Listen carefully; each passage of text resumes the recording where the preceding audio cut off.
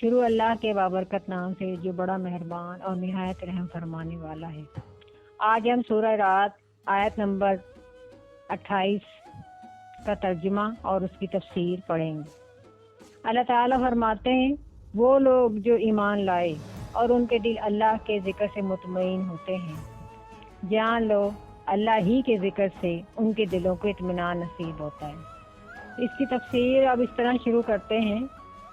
سب سے بڑا ذکر تو قرآن پاک خود ہے، جسے پڑھ کر ان کے دلوں میں یقین کی کیفیت پیدا ہوتی ہے، شبہات وسوسات شیطانیاں دور ہو کر اطمینان و سکون میسر آتا ہے۔ ایک طرف اگر حق تعالیٰ کی عظمت و محبت دلوں میں خوف و خشیت پیدا کرتی ہے، تو دوسری طرف لامحدود رحمت و مغفرت کا ذکر دل کو سکون اور راحت پہنچاتا ہے۔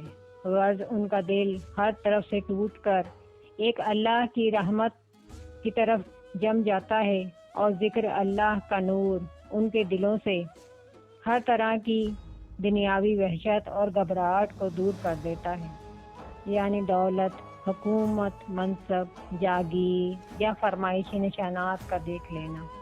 کوئی چیز انسان کو حقیقی سکون و اطمینان سے ہماغوش نہیں کر سکتی۔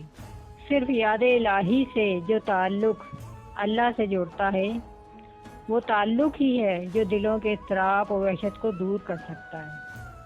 اگر آپ مزید قرآن پاک کی آیات کے بارے میں جاننا چاہتے ہیں تو ہم سے جڑے رہیے۔ اللہ آپ کا اور ہمارا حامی و ناصر ہو۔ اللہ حافظ۔